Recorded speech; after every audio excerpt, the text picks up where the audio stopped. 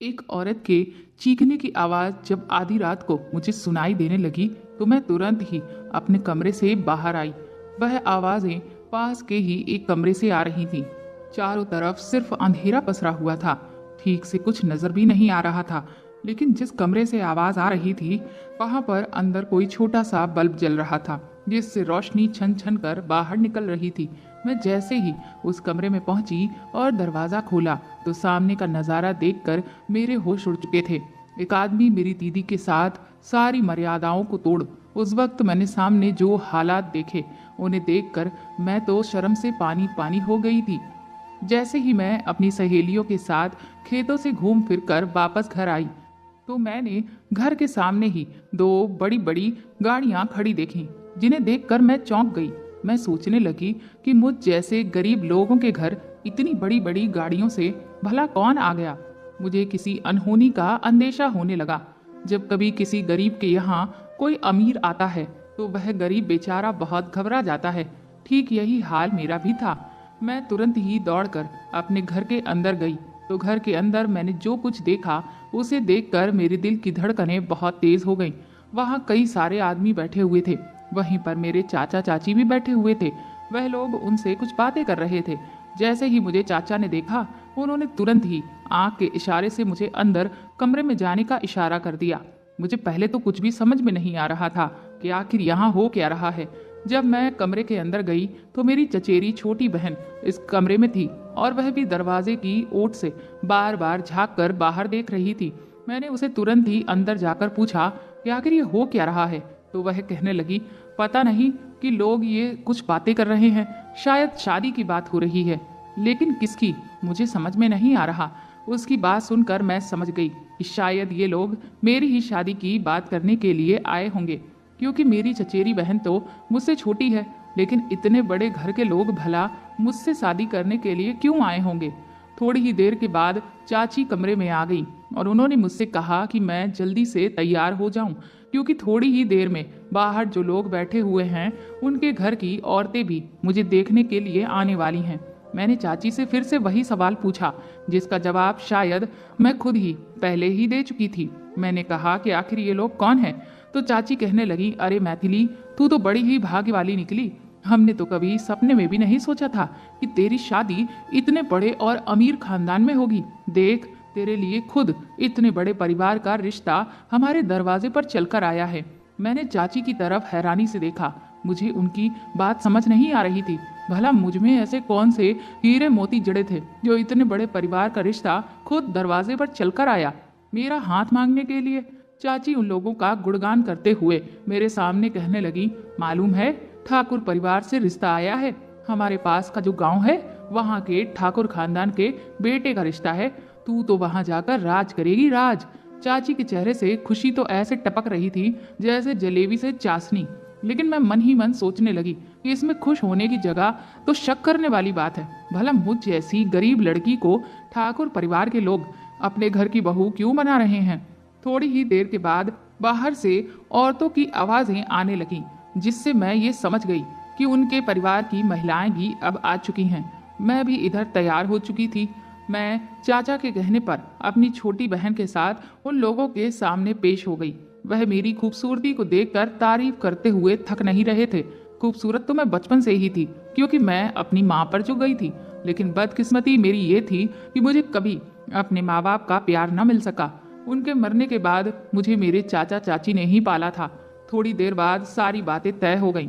इसके बाद वह लोग वहाँ से चले गए। मेरे चाचा बहुत खुश थे। कहने लगे, एक बार मैथिली का रिश्ता इस घर में हो जाए फिर तो जीवन भर की समस्याओं का समाधान हो जाएगा। इतने बड़े ठाकुर खानदान से रिश्ता जुड़ जाएगा तो पूरे गांव भर में मजाल है जो कोई आंख उठाकर भी देख ले। और फिर हमारी संध्या के लिए भी देखना, कितने अच्छे अच्छे और बड़े घर के रिश्ते आने लगेंगे। ठाकुर परिवार से जुड़ने से हमारा भी नाम हो जाएगा। हर कोई हमें इज्जत की नज़र से देखेगा। सच में मैथिली हमारे लिए बहुत ही भाग्यवान निकली। मैंने चाचा से कहा, मुझे अभी तक ये बात समझ नहीं आ रही कि भला मैं घर बैठे बिठाए इतनी भाग्यवान कैसे बन गई। इतने बड़े घर का रिश्ता मेरे लिए आखिर क्यों आया। वैसे तो गांव के थोड़े से पैसे वाले लोग भी हमें इज्जत की नज़र से नहीं देखते, क्योंकि हमारे पास ना तो पक्का मकान है और ना ही पर्याप्त जमीन। फिर इतने बड़े परिवार के लोग अचानक से हमसे रिश्ता क्यों जोड़ना चाहते हैं? इस पर मेरे चाचा और चाची दोनों लोग ही सकपका गए और एक दूसरे की आंखों में आंखें डालकर देखते हुए जैसे उन्होंने आपस में इशारे से कुछ कहा और फिर खामोश हो गए। वह मेरी बात को टालने की कोशिश कर रहे थे, लेकिन मैं अपने चाचा का हाथ पकड़कर वहीं बैठ गई और जिद करने लगी कि आखिर इस सब के पीछे असली वजह क्या है, आप मुझे बताइए, वरना आपको तो पता है कि मैं कितनी जिद्दी हूँ। अगर आपने मेरे सवाल का जवाब नहीं दिया तो मैं भी ये शादी हरगिज नहीं करूंगी। इस पर मेरे चाचा बुरी तरह से घबरा गए। कहने लगे, पागल हो गई है क्या? तेरे लिए इतना अच्छा रिश्ता आया है, जिंदगी भर ठाठ से जिएगी, किसी भी ऐसो आराम की कमी नहीं होगी, रुपया पैसा तो तेरे कदमों में पड़ा रहेगा, इतने जेवर होंगे तेरे पास जो तूने पूरी जिंदगी में कभी नहीं देखे होंगे, और तू इन सब चीजों को सिर्फ इसलिए ठोकर मारने की बात कह रही है क्योंकि मैं तेरे सवाल का जवाब नहीं दे रहा। अरे तू समझती क्यों नहीं? वह बड़े लोग हैं, ये उनकी मर्जी है कि वह किससे रिश्ता जोड़ना चाहते हैं और किससे नहीं जोड़ना चाहते हैं। ये तो उनका उपकार है जो उनकी नजर हमारे ऊपर पड़ गई। वह तो भला हो उनके बेटे का जो उसने तुझे देख लिया और पसंद कर लिया, और देख उनके मन में ऊंच नीच का कोई भेदभाव नहीं था। वह सीधा यहाँ तुझसे रिश्ता जोड़ने के लिए चले आए। इसीलिए तेरा भी तो फर्ज बनता है कि तू भी बड़प्पन दिखाए और इस रिश्ते को दिल से निभाए। मैंने चाचा से कहा, आपने क्या मुझे बेवकूफ समझ रखा है? वह दूसरे गांव का ठाकुर भला हमारे इस गांव में क्या करने आया था जो उसने मुझे देख लिया? और अगर वह आया होता तो मजाल है कि मुझे पता न चलता। पूरे गांव की खबर रखती हूँ मैं। अपने मैथिली को समझ क्या रखा है? मेरी इस बात पर चाचा मेरे कान खींचते हुए कहने लगे, जितनी तेज तेरी जुबान है ना, उतना तेज तेरा दिमाग भी है। तुझे मैंने कितनी बार समझाया है कि अपनी जुबान और दिमाग थोड़ा कम चलाया कर। लड़कियों को इतना तेज होने की कोई जरूरत नहीं होती है, वरना लोग कोई ना कोई खोट निकाल देते हैं, और मैं नहीं चाहता कि मेरी मैथिली में कोई खोट निकाले। मैंने चाचा से कहा कि आप भला इतना क्यों डरते हैं? कोई खोट निकाल करके तो दिखाए मुझ में, मैं उसकी जुबान न खींच लूं मुंह से। मेरी इस बात पर चाचा ने मुझे हल्की सी थपकी दी और कहने लगे, देख मैथिली, अब तुझे अपना ये व्यवहार बदलना पड़ेगा। कम बोलना होगा, कम दिमाग चलाना होगा। तुझे जैसा कहा जाए चुपचाप वैसा करना होगा, क्योंकि अब तू ठाकुर परिवार की बहू बनने वाली है। मैंने चाचा से कहा, लेकिन अभी तक आपने मेरे सवाल का जवाब तो नहीं दिया, और आप तो जानते हैं कि अगर मेरे मन की मर्जी नहीं होगी तो मैं ये शादी हरगिज नहीं करूंगी। अब आप इस शादी के पीछे जो असली सच्चाई है वह मुझे साफ साफ बता दीजिए, वरना मैं खुद से तो कहीं न कहीं से पता कर ही लूंगी। मेरा इतना कहना था कि तभी मेरी चाची मेरे पास आकर बैठ गई और उन्होंने मेरे अचानक ही पैर पकड़ लिए। मैं बुरी तरह से घबरा गई। मैंने उनसे कहा, चाची आप ये क्या कर रही हैं? इस पर वह मेरे आगे हाथ जोड़कर कहते हुए रोने लगी। बोली, मैथिली, तेरे माँ बाप के मरने के बाद हमने तुझे पाला पोसा और इतना बड़ा किया। हम तेरे माँ बाप तो नहीं बन सके, लेकिन हमसे जितनी कोशिश हुई हमने अपना फर्ज निभाया। आज मैं तेरे सामने अपनी झोली फैलाती हूँ और तुझे अपनी ममता का कर्ज चुकाने की गुहार लगाती हूँ। मेरी बच्ची, इस शादी से भूल कर भी इनकार मत करना। देख, अपनी छोटी बहन की तरफ तो देख। अगर तेरा इस घर में रिश्ता जुड़ गया तो तेरी छोटी बहन के भी भाग्य खुल जाएंगे, वरना अभी तक तो हम दोनों बुढ़ा बुढ़िया यही सोच सोच कर मरे जा रहे थे कि दो दो जवान लड़कियों का लगन हम कैसे करेंगे। आज के समय में जरा सा भी अच्छा परिवार देखो तो इतना दहेज मांगते हैं कि आदमी की जान ही निकल जाती है। अपनी चाची की ऐसी बातें सुनकर मैं भी फूट फूट कर रोने लगी। मैंने उन्हें गले से लगा लिया। मैंने कहा, आप ऐसी बातें क्यों करती हैं? मैं तो बस आपको परेशान करने के लिए ही ऐसे कह रही थी। आपने जहाँ मेरा रिश्ता जोड़ दिया है मैं वहीं शादी कर लूंगी। आप लोगों पर तो मेरी पूरी जिंदगी न्यौछावर है। अगर आप दोनों ना होते तो मेरा ना जाने क्या होता। इस बात पर मेरी चाची ने मुझे गले से लगा लिया। उसके बाद वह मेरा हाथ पकड़कर कहने लगी, तू पूछ रही थी ना कि वह लोग इतने अमीर होने के बावजूद भी हमारे जैसे गरीब लोगों से रिश्ता क्यों जोड़ना चाहते हैं? तो सुन, दरअसल जिससे तेरा रिश्ता हो रहा है उसकी ये दूसरी शादी है, यानी कि तू उसकी दूसरी पत्नी बनकर जा रही है। उसकी पहली पत्नी मर चुकी है। चाची के मुंह से ये बात सुनकर मेरे तो पैरों तले जमीन ही निकल गई थी। मुझे बहुत गहरा झटका लगा था। मतलब कि मैं एक शादीशुदा आदमी के संग ब्याही जा रही थी। मैंने चाची से कहा, लेकिन आप लोग मेरे साथ ऐसा कैसे कर सकते हैं? चाची मुझे समझाते हुए कहने लगी, देख मैथिली, इसमें कोई बुराई नहीं है, क्योंकि तेरे होने वाले पति की पहली पत्नी अब इस दुनिया में है ही नहीं। लेकिन हाँ, उसका एक छोटा सा बेटा है जो अभी मात्र 4 या 5 महीने का ही है और उसकी कोई खास उम्र भी नहीं है। तू बिल्कुल फिक्र मत कर, हम तुझे किसी बुढ़े आदमी के साथ नहीं ब्याह रहे हैं। उन्हें अपने बेटे और उसकी संतान के लिए एक सुलझी हुई लड़की की जरूरत है और बस इसीलिए वह लोग हमारे घर से रिश्ता जोड़ना चाहते हैं। वरना सोचने वाली बात तो ये थी कि वह इतने पैसे वाले होने के बावजूद भी हम जैसे गरीबों के घर भला क्यों आते। मैंने चाची से कहा, लेकिन सवाल तो अभी भी मेरा यही है कि वह सिर्फ हमसे ही रिश्ता क्यों जोड़ना चाहते हैं। उनके लिए तो हजारों रिश्तों की लाइन लगी होगी। उनके पास पैसे की कोई कमी तो है नहीं, तो वह अपनी बराबरी वालों में भी तो रिश्ता कर सकते हैं। फिर हम गरीब ही क्यों? इस पर चाची कहने लगी, दरअसल जब से उनकी पहली पत्नी मरी है तब से गांव भर में ये अफवाह फैली हुई है कि उनकी पत्नी की आत्मा उस हवेली में भटकती रहती है, जिस वजह से हर कोई वहां बहुत बुरी तरह से डरा हुआ है और कोई भी उन लोगों से रिश्ता जोड़ने को तैयार नहीं है।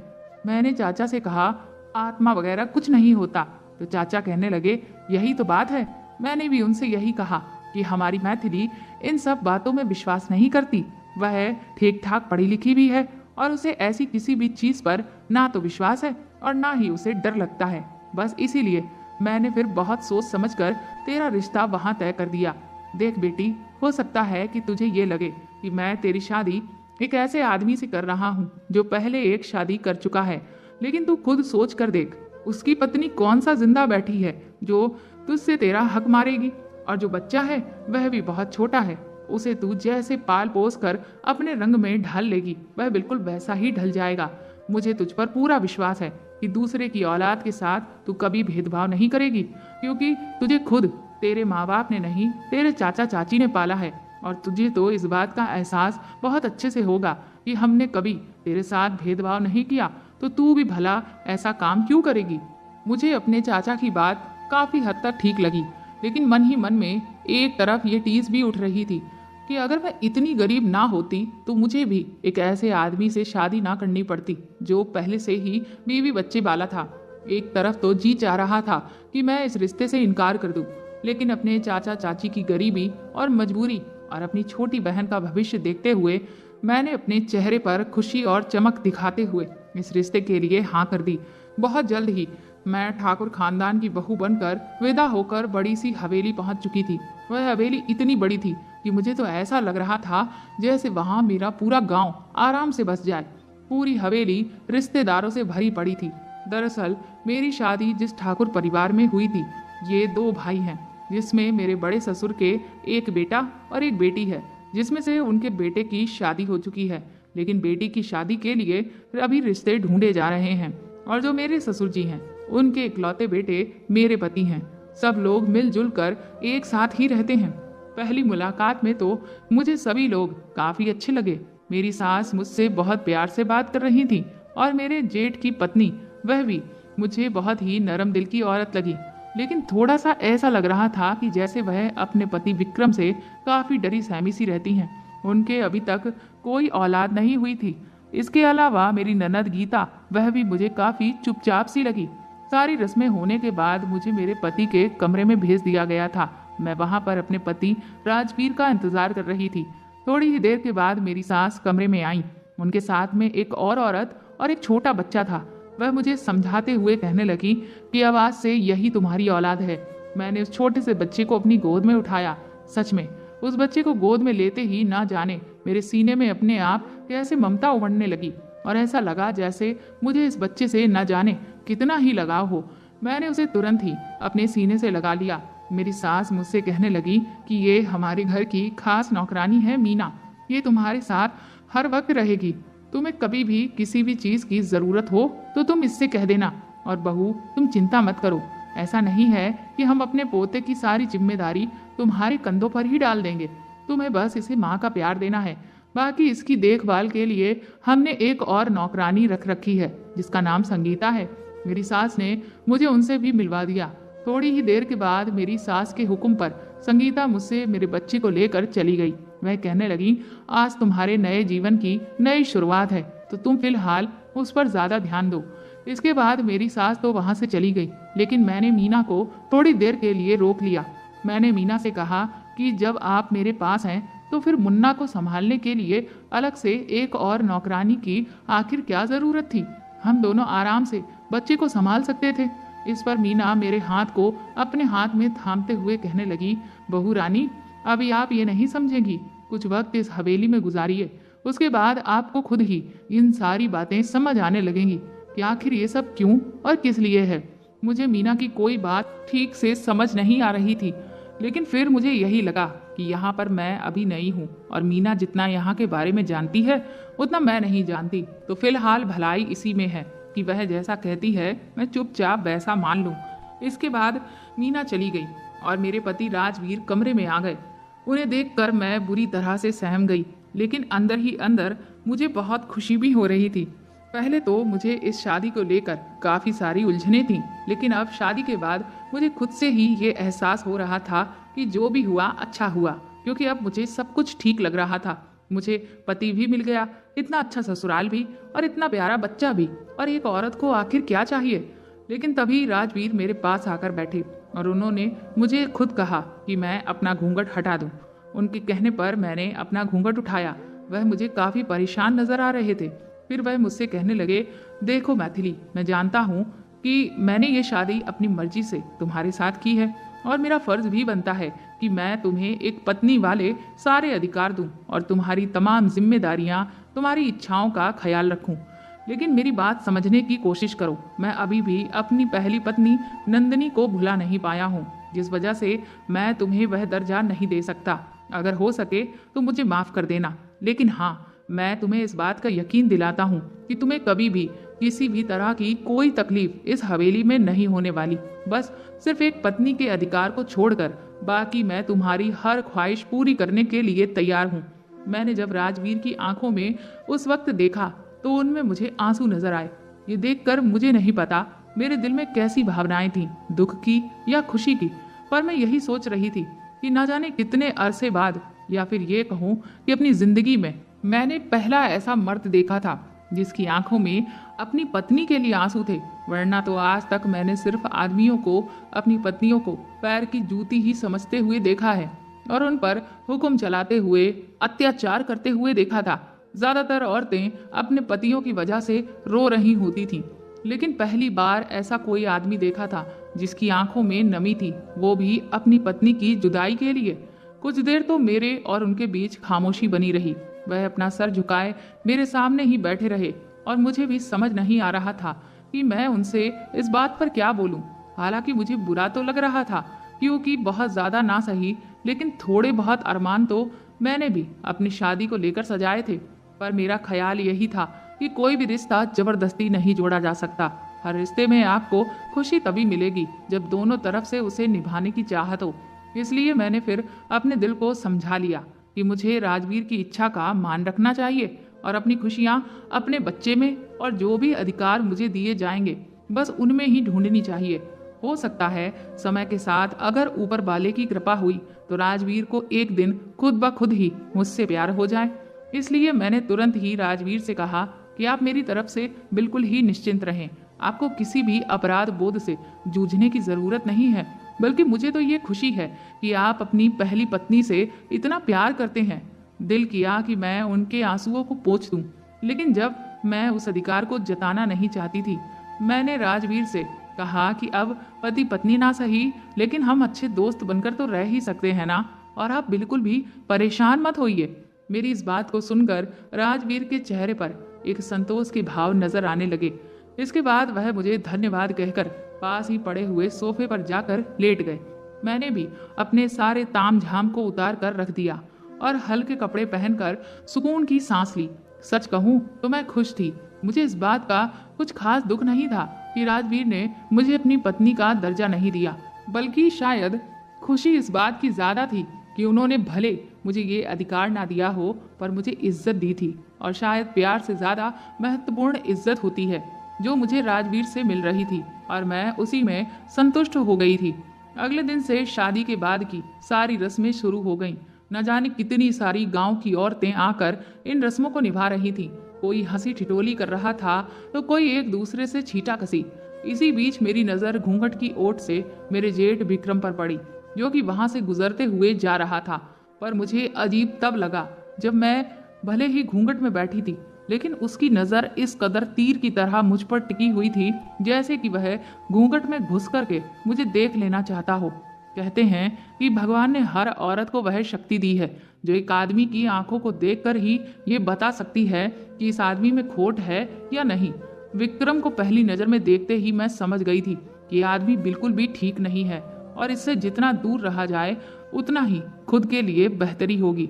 कुछ रस्में अभी बाकी थीं, लेकिन क्योंकि शाम होने वाली थी तो सारी औरतें कहने लगी कि माफ़ करना ठकुराइन, लेकिन हम शाम को यहाँ नहीं रुक सकते क्योंकि हम सबको अपनी जान प्यारी है। और इसके बाद वह सारी औरतें वहाँ से चली गईं। मुझे उनकी ये बात समझ नहीं आई। कमरे में जब मैं पहुंची तो मैंने मीना से यह सवाल किया कि आखिर वह औरतें बाहर ऐसा क्यों कह रही थीं। इस पर मीना पहले तो मेरे इस सवाल के जवाब को देने से इनकार करने लगी, लेकिन फिर मैंने उसके हाथ पकड़ लिए। मैंने कहा, मीना, तुम ये मत समझो कि तुम मेरे लिए एक नौकरानी हो, तुम मेरी सहेली की तरह हो। और क्या तुम अपनी सहेली होने का फर्ज नहीं निभाओगी? मेरी तरफ से अपनत्व देखकर मीना की आंखों में आंसू भर आए और उसने मुझे गले से लगा लिया। वह कहने लगी, छोटी मालकिन, आप सच में नंदिनी भाभी की तरह ही हो। वह भी मुझे ऐसे ही प्यार से बात किया करती थी, लेकिन ये सारे घर वाले और ये गांव वाले उन पर इतने बुरे बुरे लांछन लगाते हैं जिससे मेरा दिल बहुत दुखता है। मैंने मीना से कहा, लेकिन आखिर नंदिनी दीदी के साथ ऐसा हुआ क्या था? मैं अभी उससे ये सब पूछ ही रही थी कि तभी मेरी सास ने मीना को आवाज़ दे दी और वह वहाँ से चली गई। अब धीरे धीरे मेरे उस हवेली में दिन यूं ही गुजरने लगे थे। राजवीर अपने काम की वजह से ज़्यादातर हवेली 5 या 6 दिन के बाद ही आते थे, या फिर ये कहूँ कि वह अपनी यादों से पीछा छुड़ाने की कोशिश कर रहे थे, इसीलिए खुद को ज़्यादातर कामों में व्यस्त रखते थे। लेकिन मैंने भी उनकी खुशी में ही खुश थी और अपने बच्चे में अपनी दुनिया देख रही थी। इसलिए अब ऐसा हो गया था कि मैं ज़्यादातर मीना को अब अपने कमरे में अपने साथ ही सुला लेती थी। वक्त के साथ साथ मेरी और मीना की दोस्ती बहुत बढ़ती जा रही थी। मीना का पति एक नंबर का शराबी आदमी था। वह घर की कोई जिम्मेदारी नहीं उठाता था। मीना के अभी तक कोई बच्चे नहीं हुए थे, लेकिन उसे अपने सास ससुर और अपने पति का खर्चा उठाने की वजह से हवेली में काम करना पड़ता था। कुछ दिनों के बाद ही एक रात अचानक मुझे ऐसा लगा कि जैसे बाहर से पायलों की आवाज़ आ रही है। मैं जब उठकर बैठी तो कुछ देर सुनने के बाद मुझे कुछ भी सुनाई नहीं दे रहा था। जैसे ही मैंने सोचा कि मैं दोबारा सो जाती हूँ, तभी मुझे फिर से बहुत तेज पायल की आवाज़ सुनाई दी, जिससे मैं तुरंत ही उठकर बाहर निकल आई। मेरा कमरा हवेली के ऊपरी हिस्से में था। इस ऊपरी हिस्से पर मैं रहती थी और छज्जे के दूसरी तरफ मेरी ननद रहती थी। बाकी सब लोगों का कमरा नीचे था। मुझे पहले तो कहीं कोई भी नजर नहीं आया। चारों तरफ घना अंधेरा पसरा हुआ था। फिर तभी एक अचानक हल्का सा हवा का झोंका मेरे चेहरे से टकराया, जिससे जब मैंने ऊपर की तरफ देखा तो ऊपर देखते ही मेरी नज़र एक जगह पर जम गई, क्योंकि सामने छत पर बनी हुई अंटिया पर मैंने एक साए को खड़े हुए देखा। वह चांदनी रात थी, लेकिन फिर भी वह जो कोई भी खड़ा था, मुझे उसके शरीर का एक भी अंग दिखाई नहीं दे रहा था। वह बिल्कुल अंधेरे की तरह घुप काला था, लेकिन इतना समझ आ रहा था कि वह एक औरत है, क्योंकि उस औरत का साड़ी का आंचल हवा में लहरा लहरा कर उड़ रहा था। पर वह आंचल भी बिल्कुल काला पड़ा हुआ था। भला ऐसा कैसे हो सकता है? मुझे कुछ समझ नहीं आया। कुछ देर तो मैं वहीं खड़ी रही, लेकिन फिर मैं कमरे के अंदर आ गई और बहुत देर तक सोचती रही कि आखिर ये सब क्या था। सुबह हुई तो मैंने सबसे पहले ये बात मीना को बताई। मेरी बात सुनते ही मीना के चेहरे का रंग सफ़ेद पड़ गया था। वह मुझसे गुस्सा करते हुए चिल्लाने लगी कि आपको बाहर जाने की ज़रूरत ही क्या थी? आज आपने ऐसा किया है, लेकिन आज के बाद आप कभी भी ऐसा कुछ मत करना। अगर आपको कुछ भी रात में अजीब सुनाई या दिखाई देता है तो आप तुरंत ही वापस अपने कमरे में आ जाना। और पहली बात तो आपको कमरे से बाहर जाने की कोई ज़रूरत ही नहीं है। मैंने मीना से कहा, लेकिन तुम मुझे ये बताओ कि वह साया किसका था? मीना कहने लगी, मुझे नहीं पता, मुझे इस सब बारे में कोई जानकारी नहीं है। मैंने मीना से कहा कि तुम झूठ बोल रही हो ना? तुम्हें पता है, इसीलिए तो तुम मुझे बाहर जाने से मना कर रही हो। तुम्हें मेरी कसम है, तुम मुझसे कुछ भी नहीं छुपाओगी। इसके बाद मीना ने मुझे जो कुछ भी बताया उसे सुनकर मेरे होश उड़ गए थे। मीना ने कहा कि इस हवेली में नंदिनी भाभी का साया नजर आता है, वह आज भी इस हवेली में घूमती रहती हैं। मीना की इस बात से मुझे अपने चाचा की कही हुई वो बात याद आई, जिसकी वजह से कोई भी इस परिवार से रिश्ता नहीं जोड़ना चाहता था। लेकिन अब तक तो मुझे खुद भी यही लगता था कि भूत प्रेत जैसा कुछ नहीं होता, पर कल तो मैंने खुद अपनी आंखों से उस साय को देखा था। और मैं ये भी नहीं कह सकती थी कि वह कोई इंसान हो सकता है जो शायद डराने के लिए ऐसा कर रहा हो, क्योंकि छत पर बनी हुई वह अंटिया बहुत ऊंची है और उस पर छतरी नुमा डिजाइन बनी है, जिस कारण उस पर किसी के लिए भी एक जगह स्थिर होकर बिना किसी सहारे के खड़े होना मुमकिन ही नहीं है। पर वह साया 5 मिनट तक बिना हिले डुले आराम से वहां खड़ा हुआ था। और फिर सोचने वाली बात यह थी कि चांदनी रात में सिर्फ वही एक साया ऐसा था जो बिल्कुल काला नजर आ रहा था। अब मुझे ऐसा लगने लगा कि शायद यहाँ पर जो लोग कहते हैं वह सच है। मैंने मीना से पूछा कि नंदिनी दीदी की मौत कैसे हुई थी। मीना कहने लगी वह जलकर मरी थी। मैंने उनसे कहा कि भला कोई औरत इतने अच्छे पति, ससुराल और अपने इतने छोटे से बच्चे को छोड़कर अपनी जान क्यों देगी? आखिर क्या वजह थी जो उन्होंने इतना भयानक कदम उठाया? मीना कहने लगी ये सब तो उनके बारे में बहुत बुरा बुरा कहते हैं। मैंने आश्चर्य से मीना से कहा बुरा कहते हैं, लेकिन क्या कहते हैं? तभी मेरी सास कमरे में आ गई और वह कहने लगी कि तुम मीना के साथ हमारे पुराने मंदिर चली जाओ और साथ में अपनी जेठानी को भी लिए जाना। मुझे तुरंत ही निकलना था, इसलिए मैं आगे कुछ भी मीना से पूछ नहीं पाई। फिर फटाफट से तैयार होकर हम तीनों मंदिर के लिए निकल गए। मंदिर पहुंचकर वाकई हमें बहुत सुकून मिला था। मैंने सोचा कि घर पर तो मैं मीना से इस बारे में पूछ नहीं पाई थी, तो यही पूछ लेती हूँ। मैंने जैसे ही अपना वह सवाल मीना से दोहराया, तभी उसने मुझे आंख से इशारा करके चुप रहने को बोला। मैं समझ गई कि शायद वह मेरी जेठानी के सामने मुझसे इन सब बातों के बारे में कुछ नहीं कहना चाहती है। घर लौट कर आई तो देखा कि मेरे ससुर जी की बहन आई हुई थी। मेरी सास ने मुझे उनसे मिलवाया। मैंने उनके पैर छुए। उसके बाद उन्होंने मुझे आशीर्वाद दिया और फिर मेरी सास से कहने लगी अब इसका ध्यान रखना, कहीं ऐसा ना हो कि ये भी बड़ी वाली बहू की तरह बेढंग की निकल जाए, इसीलिए हमेशा पैनी नजर रखना। उनकी इस बात ने मेरा मन खट्टा कर दिया था। आखिर वह कहना क्या चाहती थी? वह सीधा सीधा मेरे चरित्र पर सवाल उठा रही थी और उसके साथ ही मेरे पति की पहली पत्नी को लेकर भी वह बाद में और भी वाहियात बातें बोलने लगी। मुझे कुछ भी समझ में नहीं आ रहा था। उनकी आओ भगत करने के कुछ देर के बाद मैं तुरंत ही मीना को अपने साथ लेकर कमरे में गई और मैंने उससे कहा कि तुम्हें आज मुझे सब कुछ बताना होगा शुरू से कि आखिर यहाँ पर हो क्या रहा है। इसके बाद मीना ने बताया कि दरअसल ये बात उस दिन की है जब ये सभी लोग अपने एक खास रिश्तेदार की शादी में गए हुए थे। उस दिन हवेली में सिर्फ नंदिनी भाभी, आपकी ननद गीता और मैं ही रुके हुए थे। सभी लोग शादी से सुबह लौटने वाले थे। सब कुछ ठीक था कि तभी आधी रात को मेरे पड़ोस से एक आदमी दौड़ता हुआ आया। वह कहने लगा कि मेरा पति शराब के नशे में एक नाले में गिर गया था, जिस वजह से उसे बहुत ज्यादा चोट आई है। नंदिनी भाभी ने मुझे समझाते हुए कहा कि इस वक्त उनसे ज्यादा मेरे पति को मेरी जरूरत है, इसीलिए उन्होंने मुझे कुछ पैसे थमाकर अस्पताल भेज दिया। और वही मेरे जीवन की सबसे बड़ी गलती हुई। जब अगली सुबह मैं लौट कर आई तो जो खबर मुझे सुनने को मिली उससे मेरे पैरों तले से जमीन निकल गई थी।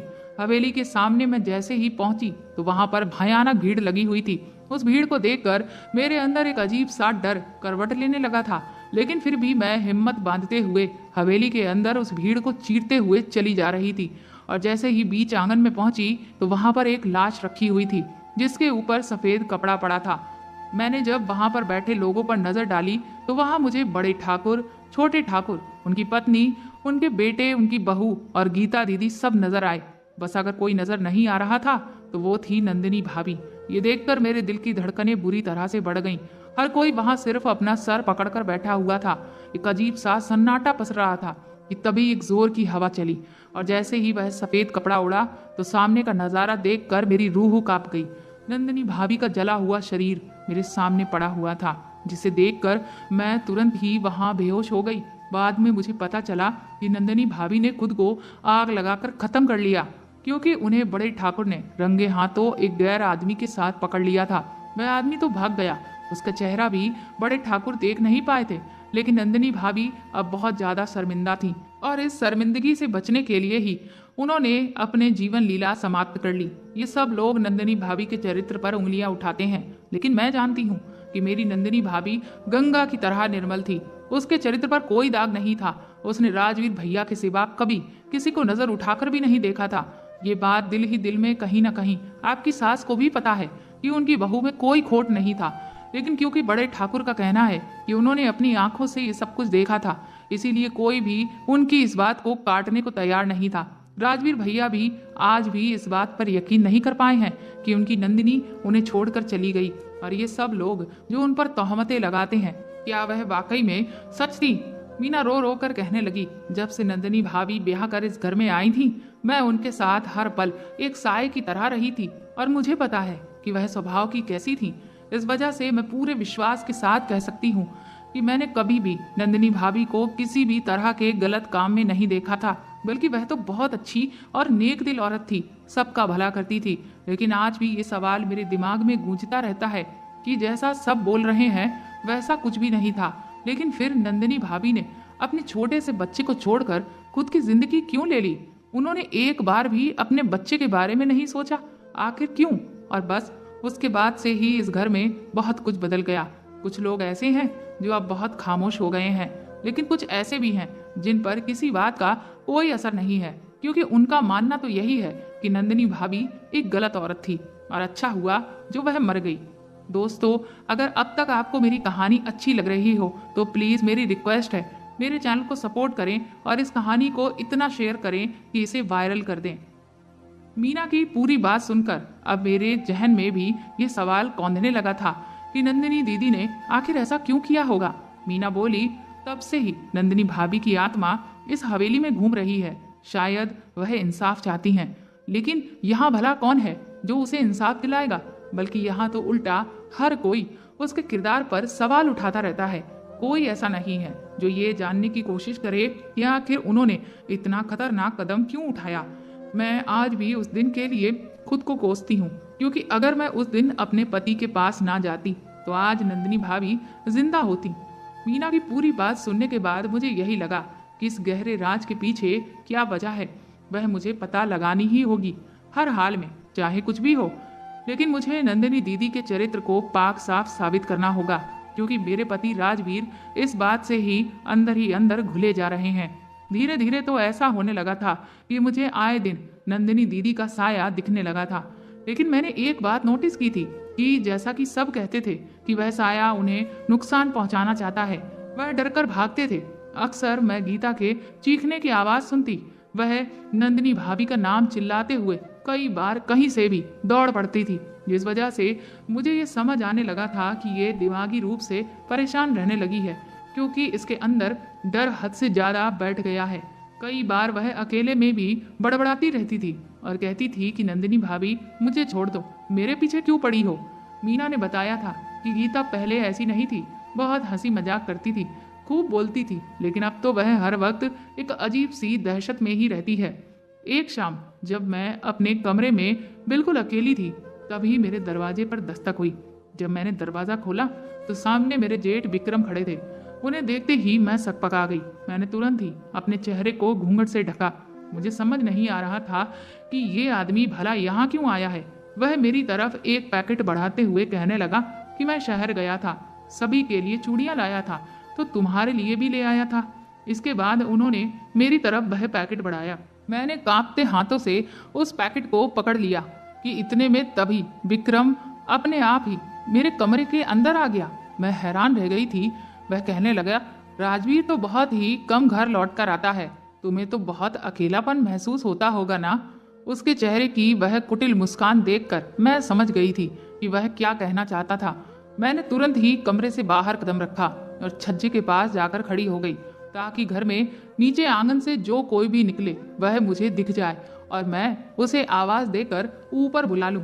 लेकिन अजीब बात थी, नीचे बिल्कुल सन्नाटा दिख रहा था, जिससे मुझे दहशत सी होने लगी। ना जाने ये मीना भी कहाँ चली गई थी।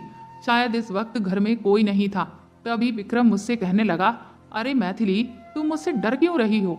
मैं तो तुम्हारा जेठ हूँ। देखो, मैं वह पुराने जमाने की सोच वाला आदमी नहीं हूँ जो औरतों को पर्दे में रखने की बात करे।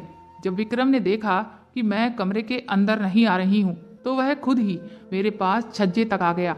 वह मुझसे तरह तरह की यहाँ वहाँ की बातें करने लगा। न जाने क्यों वह बात पर बात बढ़ाए जा रहा था और मेरा दिमाग बस इसी उलझन में था कि हवेली में कोई मुझे दिखाई क्यों नहीं दे रहा। इधर अंधेरा भी बढ़ता जा रहा था। मुन्ना भी अंदर कमरे में सो रहा था। मैं उसे अकेला नहीं छोड़ सकती थी कि तभी अचानक विक्रम ने मेरी तरफ कदम बढ़ाया और मैं छज्जे की छोटी सी दीवार पर टिक गई। मुझे डर लगने लगा कि कहीं मैं यहाँ से नीचे ना गिर जाऊं।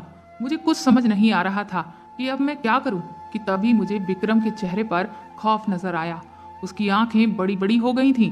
उसकी पुतलियां फैलती चली जा रही थीं। उसे अचानक से पसीना आने लगा।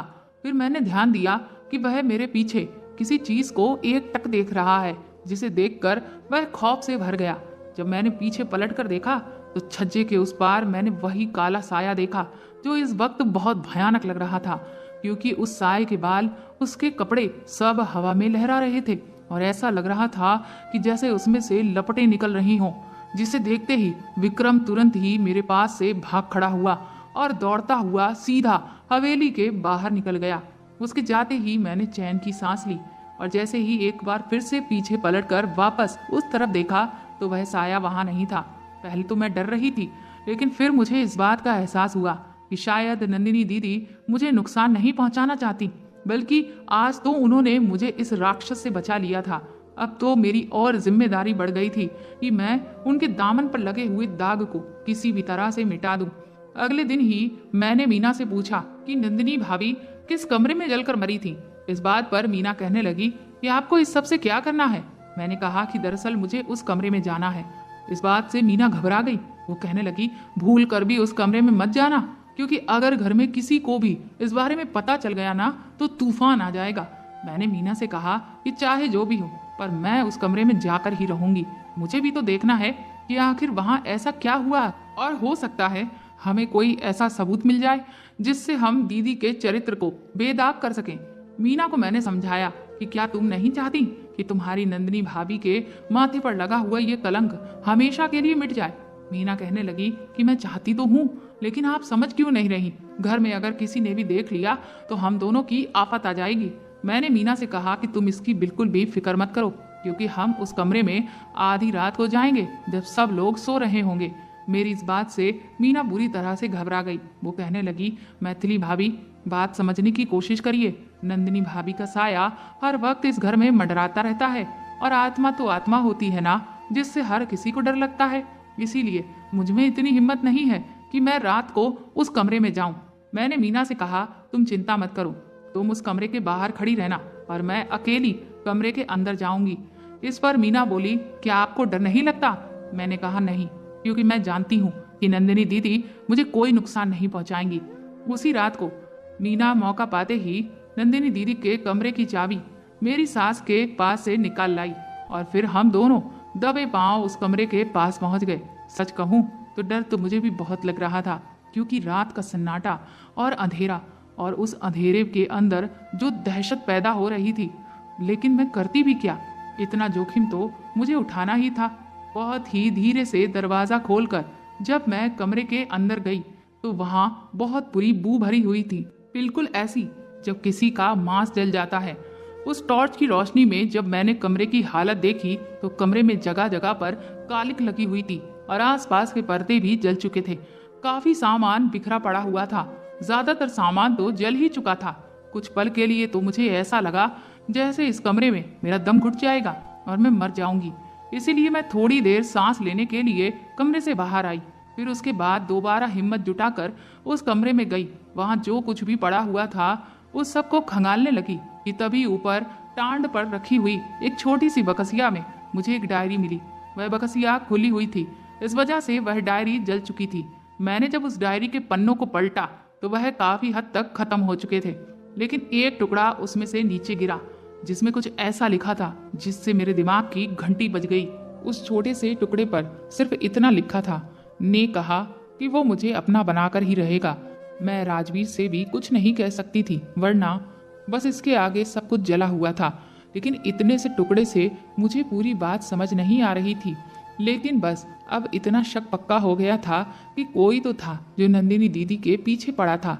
लेकिन आखिर वह कौन था? फिर मुझे वहाँ एक कंगन पड़ा हुआ मिला। वह कंगन सोने का था। और जब मैं बाहर आई तो मैंने मीना को दिखाया तो उसने कहा कि ये तो नंदिनी भाभी का ही है। और वह कागज का टुकड़ा भी दिखाया, जिसे देखकर मीना कहने लगी कि नंदिनी भाभी को लिखने का शौक था। वह अक्सर डायरियां लिखा करती थीं और ये उनकी ही लिखावट है। इसके बाद हमने अच्छे से ताला लगाकर उस कमरे को बंद कर दिया और हम वापस अपने कमरे में आ गए। लेकिन काफी रात तक हम यही सोचते रहे कि आखिर नंदिनी दीदी ने इस कागज के टुकड़े पर किसका जिक्र किया है। कौन था जो उनसे इस तरह की बात कर रहा था? मीना को भी समझ में नहीं आ रहा था कि भला ऐसा कौन हो सकता है। क्या वह कोई बाहर वाला था या कोई घर वाला? यह सब सोच सोच कर हम लोग थक गए थे और फिर लेट कर चुपचाप सो गए। फिर ना जाने रात के किस पहर में मुझे एक अजीब सी आवाज़ सुनाई दी। उस आवाज़ से मेरी आंख खुली। जब मैंने उठकर देखा तो नंदिनी दीदी का वह कंगन जमीन पर इस तरह से नाच रहा था जैसे वह किसी के हाथ से छूट कर गिरा हो। मुझे समझ नहीं आया कि ये कंगन भला जमीन पर कैसे आ गिरा।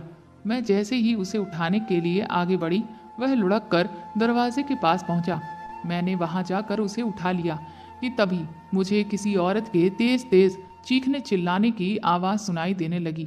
मैं घबरा गई कि भला इतनी रात को कौन औरत है जो हवेली में चिल्ला रही है। मैं पीछे पलटकर बिस्तर पर देखने लगी ताकि मैं मीना को भी जगा सकूं। लेकिन मैंने देखा कि मीना तो बिस्तर पर थी ही नहीं और ना ही वहां मेरा मुन्ना था। ये सब देखकर मैं डर गई और तुरंत ही दरवाज़ा खोलकर बाहर भागी और जोर जोर से मीना को आवाज़ लगाने लगी। पर मुझे बाहर कोई नज़र नहीं आ रहा था और वह चीखने की आवाज़ें बढ़ती ही जा रही थीं। मैं उन आवाज़ों का पीछा करते हुए एक कमरे तक पहुंची और जैसे ही मैंने जोर देकर उस दरवाजे को खोला तो सामने का नज़ारा देखकर मेरे होश उड़ चुके थे, क्योंकि वहां पर सामने एक औरत के साथ एक आदमी वो हरकत कर रहा था जो कोई भी शरीफ औरत बर्दाश्त नहीं कर सकती थी। और इसीलिए वह औरत इतनी बुरी तरह से चीख रही थी। लेकिन वह कौन थी और वह आदमी कौन था? मैं जैसे ही उस औरत को बचाने के लिए आगे बढ़ी कि तभी मुझे उस औरत का चेहरा नजर आ गया, जिसे देखकर मेरे धक्क से हो गई थी, क्योंकि वह औरत और कोई नहीं बल्कि नंदिनी दीदी थी। और उस आदमी के हाथ पर फिर मेरी नजर पड़ी जिस पर एक निशान बना हुआ था। इससे पहले कि मैं उस आदमी के गिरेबान को खींचकर उसका चेहरा देखती, ऐसा लगा कि जैसे सब कुछ चुटकियों में गायब हो गया। वहाँ कुछ भी नहीं था और मेरी आंख खुल गई। जब मेरी आंख खुली तो देखा कि मैं तो अपने बिस्तर पर ही लेटी हुई थी और मेरे बगल में मीना और मुन्ना भी सो रहे थे। मैं बिल्कुल पसीने से तर हो गई थी। मैंने तुरंत ही एक गिलास पानी पिया और तभी मेरी नज़र सामने दीवार पर लगी नंदिनी दीदी की तस्वीर पर गई। फिर एक बार फिर से मैं अपने उस सपने के बारे में सोचने लगी। अब मुझे इतना समझ आ गया था कि नंदिनी दीदी मुझे वह दिखाना चाह रही थी जो वह किसी को बता तक नहीं सकी। इसका मतलब साफ था कि उनके साथ कुछ गलत हुआ था, लेकिन वह गलत किसने किया था? फिर मुझे उस आदमी के हाथ पर बना हुआ वो निशान याद आया। मैंने अगली सुबह ही उस निशान को एक कागज पर बनाकर जब मीना को दिखाया तो उसकी आंखें हैरानी से बड़ी बड़ी हो गईं। वो कहने लगी कि ये निशान तो इसी हवेली के आदमियों का है। मैंने कहा कि तुम कहना क्या चाहती हो? तो मीना ने कहा कि दरअसल ये निशान तो इस हवेली के सभी आदमी अपने हाथ पर बनवाते हैं। इसका मतलब साफ था कि नंदिनी दीदी के साथ गलत करने वाला कोई बाहर वाला नहीं बल्कि इस हवेली का ही कोई आदमी था। लेकिन आखिर वह कौन था? मुझे अभी तक इस निशान के बारे में इसीलिए नहीं पता था क्योंकि मेरी और राजवीर की कोई खास नज़दीकियां नहीं थीं और इसीलिए मैंने कभी उनके हाथ पर आज तक ध्यान ही नहीं दिया था। लेकिन मीना तो यहाँ क्योंकि काफ़ी सालों से काम कर रही है। मीना कहने लगी कि मुझे इस पूरे घर में सिर्फ एक आदमी पर ही शक है। मैं समझ गई थी कि मीना किस ओर इशारा कर रही थी। मैंने और मीना ने एक साथ विक्रम का नाम लिया। वो कहने लगी कि उनकी नज़र बहुत खराब है और उनके शौक भी बहुत बुरे हैं। वह हर रोज वैश्याओं की कोठी पर जाते हैं और शराब में धुत रहते हैं। इसी सब की वजह से बड़ी भाभी भी हमेशा बेचारी गम में डूबी रहती है, क्योंकि उनका पति तो एक नंबर का धोखेबाज है। लेकिन सिर्फ शक के आधार पर हम ये नहीं कह सकते थे कि विक्रम ही वह आदमी था। हमें उसके लिए सबूत चाहिए थे। मैंने मीना से कहा कि अगर ऐसा ही है कि विक्रम ने ही ये सब किया है, तो फिर उस रात विक्रम शादी से जल्दी लौट आया होगा, और जहाँ तक है वह पैदल तो नहीं आया होगा, क्योंकि यहाँ से जहाँ पर शादी हुई थी वो जगह काफ़ी दूर है। वह जरूर ड्राइवर के साथ ही आया होगा। क्या कोई ऐसा तरीका नहीं है जो तुम कहीं से भी ये पता करवा सको कि उस रात विक्रम हवेली लौटा था या नहीं लौटा था? कुछ देर सोचने के बाद मीना बोली कि मैं ये बात पता करवा सकती हूँ, लेकिन इसमें मुझे मेरे पति की ज़रूरत होगी। उसने कहा कि मेरा पति जिस ठेके पर शराब पीने जाता है वहीं पर यहाँ के ड्राइवर भी जाते हैं, और शराब एक ऐसी चीज़ है कि नशे में आदमी सब कुछ सही सही बोलता है। लेकिन मेरा पति बड़ा ही लीचड़ किस्म का आदमी है। बिना किसी लालच के वो एक उंगली भी नहीं हिलाता।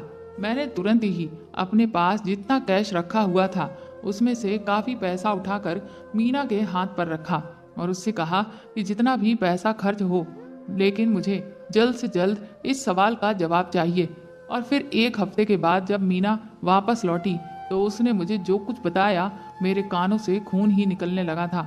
मीना के चेहरे की भी हवाइयाँ उड़ चुकी थी। वो कहने लगी, मैथिली भाभी, उस रात हवेली लौटकर कोई आया तो था, लेकिन वह विक्रम नहीं था।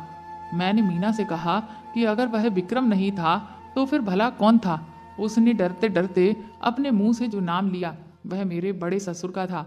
मुझे यकीन नहीं हो रहा था कि क्या सच में मेरे बड़े ससुर ने ये सब किया है।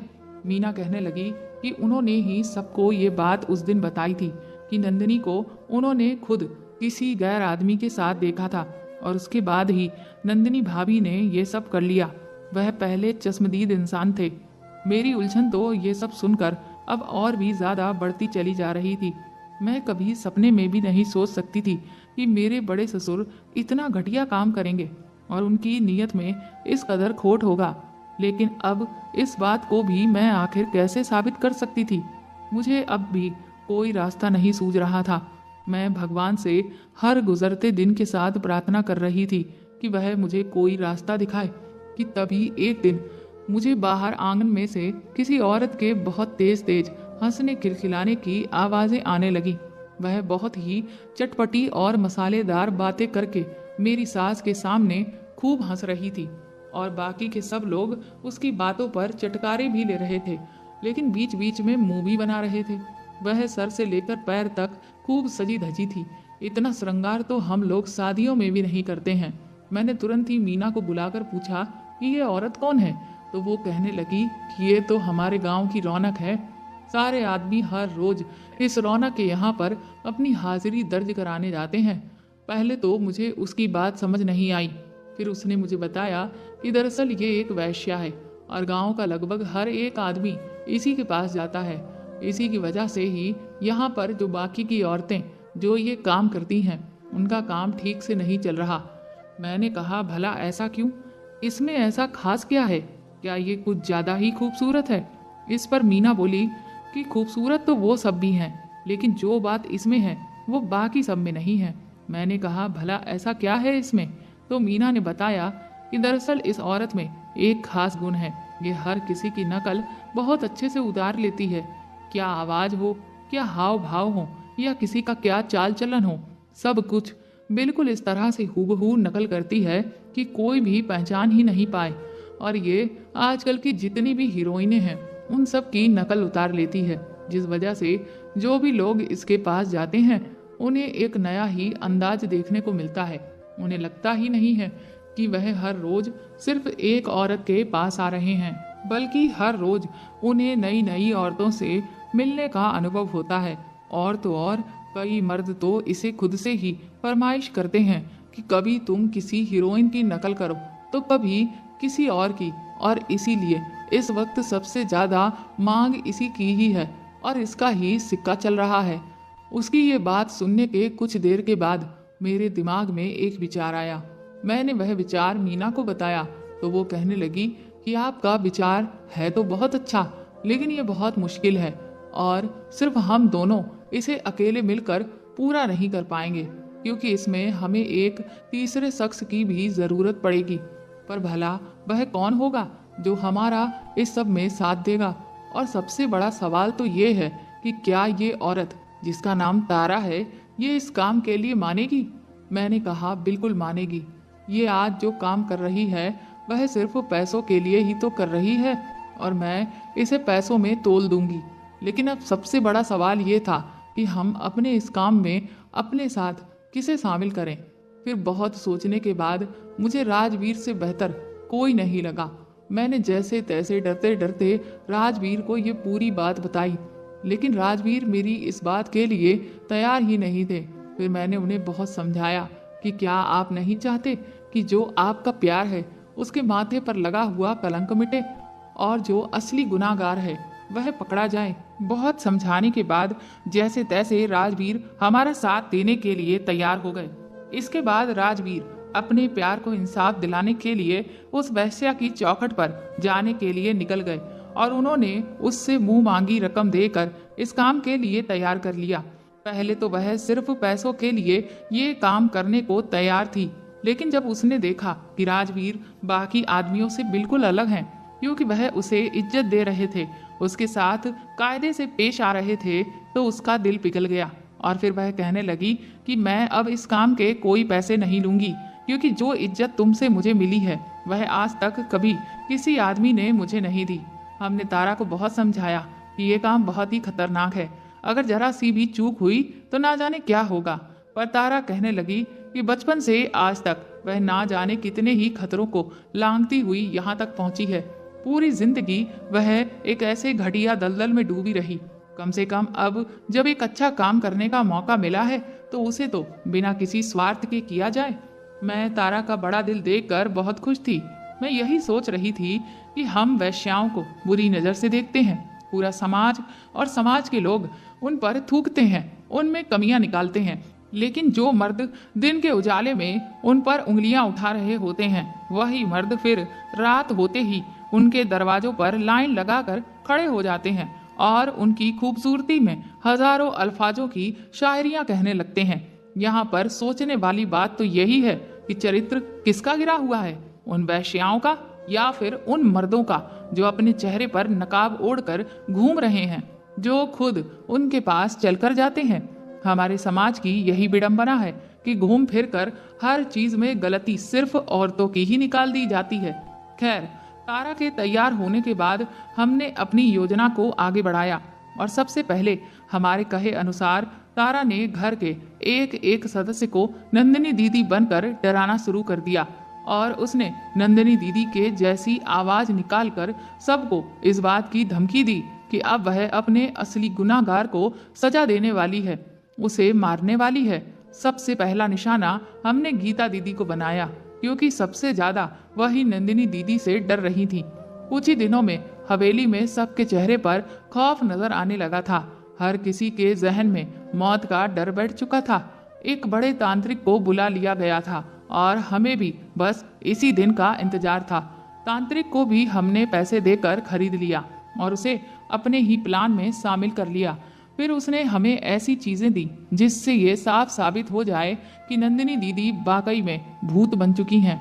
और तांत्रिक ने वहां पहुंचते ही जैसे ही पूजा पाठ शुरू किया, तारा नंदिनी दीदी का भेष धरे हुए उसी कमरे से बाहर निकली जहां वह जली थी। ये देखकर सबकी आंखें फटी की फटी रह गईं, जबकि असलियत ये थी कि उस दरवाजे को हम लोगों ने खोल दिया था। इसके बाद तांत्रिक ने एक केमिकल की मदद से सामने दीवार पर जब पानी फेंका तो उस पर खून से अपने आप ये लिख गया कि मैं अपने गुनाहगार को सजा देने आ गई हूँ, जिसे पढ़कर तो वहां पर खड़े हुए सभी लोगों की रूह कांप गई थी। फिर तारा जली हुई चमड़ी लगाकर, जो कि पूरी तरह से नकली थी, उसके साथ आंगन में सबके सामने खड़ी हो गई और उसने अपनी दहशत भरी भयानक आवाज में सब लोगों को धमकाना शुरू कर दिया कि जो असली गुनाहगार है वह खुद ही सबके सामने आ जाए और सबके सामने अपना गुनाह कबूल कर ले, वरना इस पूरे खानदान को मैं अभी इसी वक्त चुटकियों में खत्म कर दूंगी। फिर तुम्हारे इस वंश को चलाने वाला कोई भी नहीं बचेगा। लेकिन अभी तक कोई भी आगे नहीं बढ़ा था, इसीलिए तारा ने सबसे पहला निशाना फिर मीना को बनाया। मीना भी बहुत अच्छा ड्रामा कर रही थी। उसने ठीक ऐसे दिखाया जैसे नंदिनी दीदी का भूत उसका सर पटक पटक कर उसे अभी मार डालेगा। वह बहुत अच्छे से अपने आप को कभी दीवार पर तो कभी जमीन पर पटक रही थी। और कुछ ही देर बाद मैंने जो नकली खून उसे दिया था वह सब उसके शरीर से बहने लगा, जिसे देखकर सबकी रूह कांपने लगी थी। घर के खिड़की दरवाजे सब बार बार बंद हो रहे थे, खुल रहे थे। ये काम भी राजवीर ने अपने कुछ विश्वास पात्री लोग थे उनसे अच्छे से करवा लिया था। लेकिन मीना के साथ ये सब होने के बाद भी कोई आगे नहीं बढ़ रहा था कि तभी फिर तारा ने मेरे कहे अनुसार राजवीर को निशाना बनाया। क्योंकि मीना तो बाहर वाली थी, लेकिन राजवीर तो घर के ही वंश थे। जैसे ही राजवीर पर हमला होते हुए वहां खड़े सभी लोगों ने देखा, तभी मेरे सास ससुर घुटनों पर बैठकर तारा या फिर कहूँ कि नंदिनी दीदी के सामने दुहाई मांगने लगे और भीख मांगते हुए कहने लगे कि हमसे गलती हो गई है। हमें नहीं पता कि तुम हमें किस गुनाह की सजा दे रही हो, लेकिन हमारे बेटे को छोड़ दो। हम आज के बाद कभी भी तुम्हारे चरित्र पर कोई तहमत नहीं लगाएंगे। ये सब देखकर गीता दीदी बुरी तरह से दहशत से भर गई और वह अचानक ही रो रो कर कहने लगी कि आप लोग सच क्यों नहीं बता देते? आखिर कब तक अपने इस गुनाह को छुपाते रहेंगे? आप लोग गुनाहगार हैं और आपके गुनाह की सजा हम सबको क्यों मिल रही है? गीता की बात सुनकर सब लोग उस तरफ देखने लगे जिधर वह देखकर बोल रही थी। वह मेरे बड़े ससुर और विक्रम के सामने भीख मांग रही थी। किसी को कुछ समझ नहीं आ रहा था। तभी तारा ने गीता के डर का फायदा उठाते हुए उसे ऐसे दिखाया कि वह अब गीता पर हमला करने वाली है। वह जैसे ही उसकी तरफ आगे बढ़ी, गीता ने अपना आपा खो दिया। उसे अपनी जान जाने का डर बैठ गया था और फिर उसने चिल्ला चिल्ला कर खुद ही सबको बता दिया कि नंदिनी भाभी उस रात खुद नहीं मरी थी, बल्कि उन्हें तो मारा गया था और उनके साथ ये सब करने वाला और कोई नहीं बल्कि पापा और बड़े भैया हैं। अब सबके सामने सच आ चुका था, एक ऐसा सच जो लावा बनकर सबके कानों में उतरा तो हर किसी के कान के पर्दे लगभग फट चुके थे। किसी को भी अभी भी यकीन नहीं हो रहा था कि गीता ये सब क्या कह रही है। और एक सवाल ये भी था कि इसका मतलब इस सब सच्चाई के बारे में गीता को पहले से ही सब कुछ पता था। इसके बाद तारा ने गीता को धमकी दी कि अगर तूने सबको सच सच नहीं बताया तो मैं तुझे अभी 4 टुकड़ों में बांट दूंगी। इसके बाद गीता ने रो रो कर सबको जो कुछ भी बताया। उसे सुनकर तो सबकी आंखें हैरत से फटी की फटी रह गईं। गीता ने कहा कि उस रात जब शादी में घर के सभी लोग गए हुए थे तो आधी रात को मुझे अचानक भाभी के चीखने की आवाज़ें सुनाई दी। मैं जैसे ही दौड़कर कमरे में गई तो दरवाज़ा अंदर से बंद था। जब मैंने खिड़की से झांक कर देखा तो मैंने अंदर विक्रम भैया को भाभी के साथ देखा। उन्होंने भाभी की जिंदगी खराब कर दी थी। वह बहुत बुरी तरह से रो रही थी और उनसे भीख मांग रही थी कि वह कैसे भी करके उन्हें छोड़ दे। लेकिन विक्रम भैया उस वक्त नशे में इस कदर डूबे हुए थे कि उन्हें कुछ भी नहीं सूझ रहा था। उन्हें उनकी ना तो इज्जत की परवाह थी, ना दर्द और तकलीफ की। उन्होंने उनके बच्चे के बारे में भी नहीं सोचा। उनका बच्चा बुरी तरह से गला फाड़ फाड़ के रो रहा था और इधर मैं दरवाज़ा पीट रही थी। लेकिन दरवाज़ा तभी खुला जब सब कुछ उजड़ चुका था। उसके थोड़ी ही देर के बाद पापा हवेली लौट आए। उन्हें देखते ही मैंने उन्हें सब कुछ सच सच बता दिया कि विक्रम भैया ने कितना बड़ा गुनाह भाभी के साथ कर दिया है।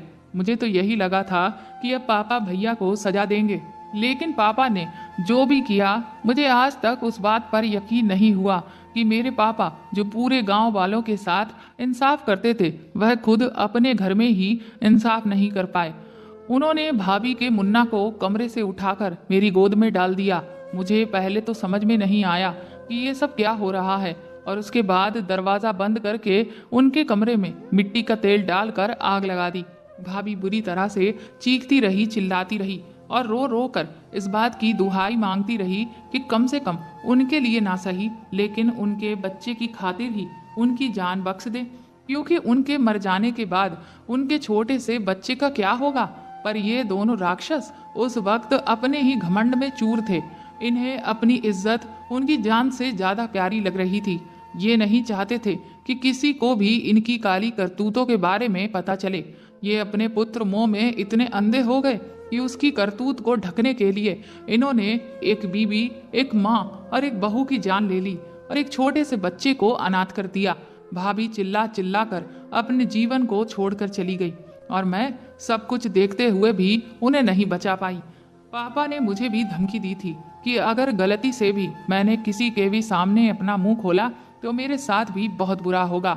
उनकी इस धमकी से मैं भी बहुत डर गई थी और फिर इसीलिए मैंने आज तक ये सच्चाई कभी किसी को नहीं बताई।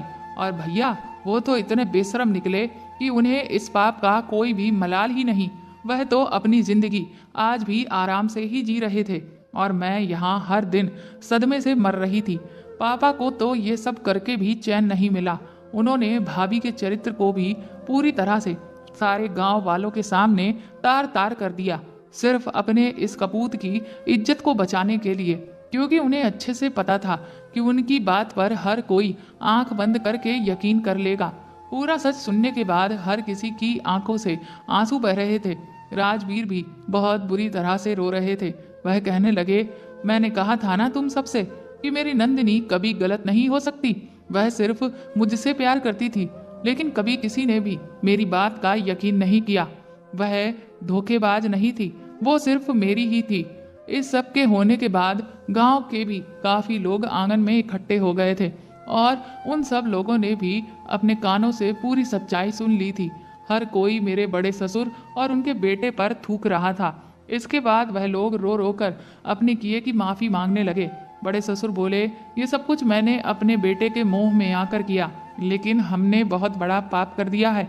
विक्रम बोला, जब से राजवीर की शादी होकर आई थी तब से ही मेरी नज़र उसकी पत्नी पर थी, पर मुझे कभी मौका ही नहीं मिला। शादी वाली रात मेरे लिए बहुत अच्छा मौका था, क्योंकि उस वक्त घर में कोई नहीं था सिवाय मीना और गीता के। गीता का तो मुझे कोई डर नहीं था, लेकिन बस मीना को किसी भी तरह से मैं अपने रास्ते से हटाना चाहता था। इसीलिए मैंने अपने एक आदमी से कहकर उस रात मीना के पति को, जब वह नशे में डूबा हुआ अपने घर की तरफ जा रहा था, तो उसे धक्का देकर नाले में गिरवा दिया और फिर ये खबर हवेली पहुंचवा दी कि उसके पति को तो बहुत चोट आ गई है, जिसे सुनकर मीना अस्पताल दौड़ी चली गई। और इसके बाद मैंने अपने एक दोस्त की मोटरसाइकिल उठाई और सीधा हवेली आ गया। मैं हवेली किसी की भी गाड़ी से नहीं आया, क्योंकि मैं नहीं चाहता था कि किसी को भी गलती से ये पता चले कि मैं उस रात हवेली आया था। मैंने सोचा था कि मैं अपना काम खत्म करके वापस शादी में लौट जाऊंगा और फिर किसी को कुछ पता नहीं चलेगा। मेरे बड़े ससुर कहने लगे कि मैं उस रात विक्रम को मोटरसाइकिल से सबकी नज़रों से बचते हुए कहीं जब जाते देखा तो मुझे उस पर शक हुआ। इसीलिए मैं तुरंत ही गाड़ी से उसका पीछा करते हुए यहाँ आया और मैं ये देखकर हैरान रह गया था कि ये हवेली वापस आया था। लेकिन आखिर क्यों? पर जब तक मैं हवेली आया तब तक सब कुछ खत्म हो चुका था। अब मेरे सामने अपनी इज्जत बचाने का बस एक ही रास्ता बचा था और फिर मैं वह गुनाह कर बैठा। इसके बाद मैं विक्रम को लेकर वापस शादी में चला गया ताकि किसी को भी हम पर शक ना हो, और अगली सुबह भोर में मैं ही सबसे पहले हवेली आ गया ताकि नंदिनी को ही गुनाहगार साबित कर दूं। उन दोनों बाप बेटों ने अपने गुनाह को कबूल कर लिया था। इसके बाद तारा ने सबके सामने अपनी सच्चाई खोल कर रखी, जिसे देखकर वहां खड़ा हर शख्स दंग रह गया था। फिर मैंने सबको बताया कि सच्चाई को सामने लाने के लिए ही हम सब ने मिलकर ये नाटक रचा था, ताकि नंदिनी दीदी के साथ जो कुछ भी हुआ है वह सच्चाई सभी के सामने आ सके। और आज जो सच सामने आया है उसके बारे में तो कोई सपने में भी नहीं सोच सकता था। तभी वहां सभी इस बात की मांग उठाने लगे कि अब पुलिस को बुलाया जाए और इन दोनों बाप बेटों को गिरफ्तार करवाया जाए। सबकी सहमति यही थी, इसीलिए तुरंत ही इस फैसले पर अमल करने के लिए पुलिस थाने में फोन मिलाया जाने लगा। लेकिन कुछ पल में ही जहां पहले सब कुछ शांत था, अचानक भयानक तूफान आ गया। इतनी तेज हवा चलने लगी कि किसी को कुछ नजर ही नहीं आ रहा था। ऐसा लग रहा था कि जैसे तूफान आ गया हो। सब कुछ इधर उधर उड़कर गिर रहा था कि तभी किसी ने अचानक से जोर की आवाज लगाई और ऊपर की तरफ इशारा किया। हम सब ने जैसे ही ऊपर देखा तो सबके रोंगटे खड़े हो गए थे। ऊपर वही साया दिख रहा था जो आज तक सबको दिखता आया था। डर और दहशत से सबकी जान गले में हिलक गई थी। और फिर अचानक कुछ ऐसा हुआ जिसकी कल्पना किसी ने भी नहीं की थी। उस अंटिया पर लगा हुआ वो झंडा सीधा नीचे आकर गिरा और वह लोहे का सरिया उन दोनों बाप बेटों को चीरता हुआ निकल गया और उनकी वहीं ऐन मौके पर मौत हो गई। इंसाफ हो चुका था। नंदिनी दीदी को इंसाफ मिल भी चुका था। इसीलिए उन दोनों दुष्ट पापियों के प्राण पखेरु उड़ते ही नंदिनी दीदी का वो साया भी तेज रोशनी के साथ धुआं धुआं होकर कहीं गायब हो गया, या ये कहूँ कि उन्हें मुक्ति मिल गई थी। इस भयानक नज़ारे को देखकर हर कोई सदमे में था। एक हफ्ते के बाद सब कुछ शांत हो गया था। मेरे सास ससुर, मैं, मुन्ना, राजवीर और मीना अब गांव के पास ही बनी हुई दूसरी कोठी में आकर रहने लगे थे। हमने हमेशा के लिए उस हवेली को छोड़ दिया था, क्योंकि उस हवेली से बहुत बुरी यादें जुड़ी हुई थीं। शायद नंदिनी दीदी ने इतने दिनों तक बड़े ठाकुर और उसके बेटे को इसलिए बख्श रखा था क्योंकि वह सबसे पहले ये चाहती थी कि उन पर जो लांछन लगाया गया है वह किसी भी तरह से हट जाए। जो असली सच्चाई है वह सबके सामने आए। और जैसे ही सारा सच सबके सामने उजागर हुआ, उन्होंने अपने गुनाहगारों को खुद ही सजा दे दी थी। धीरे धीरे फिर 3 महीने बीत चुके हैं और अब राजवीर जी बहुत खुश हैं, क्योंकि उनके पहले प्यार को इंसाफ मिल चुका था। पूरे गांव वालों के सामने जो हकीकत थी वो सामने आ चुकी थी। अब मेरे और राजवीर के बीच में नज़दीकियां बढ़ने लगी हैं। वह मुझे अपनी पत्नी के अधिकार भी देने लगे हैं। मैं उनके साथ हंसी खुशी अपना जीवन बिता रही हूँ। लेकिन आज भी हम दोनों नंदिनी दीदी को याद करते हैं, उनकी बातें करते हैं। उस दिन के बाद से नंदिनी दीदी का साया हमें कभी नहीं दिखा, क्योंकि अब उन्हें मुक्ति मिल चुकी थी और उन्हें शायद अब ये विश्वास भी हो गया था कि उनके मुन्ना की परवरिश मुझसे बेहतर और कोई नहीं कर सकता था। मैंने राजवीर के सामने फिर ये इच्छा जाहिर की कि मैं कभी भी अपनी औलाद को पैदा नहीं करूंगी, क्योंकि मैं मुन्ना के साथ किसी भी तरह का कोई भेदभाव नहीं करना चाहती थी। मेरे इस फैसले को राजवीर ने भी खुले दिल से स्वीकार किया। मीना का भी मैंने उसके पियक्कड़ पति से तलाक करवा दिया और अपने ही पहचान के एक बहुत ही सुलझे हुए लड़के से उसकी शादी करवा दी है और आज वह हंसी खुशी अपना जीवन जी रही है। तो दोस्तों, आपको मेरे द्वारा लिखी हुई ये कहानी कैसी लगी मुझे कमेंट करके ज़रूर बताएं और प्लीज़ इस कहानी को ज़्यादा से ज़्यादा शेयर और लाइक करके मेरे चैनल को सपोर्ट करें।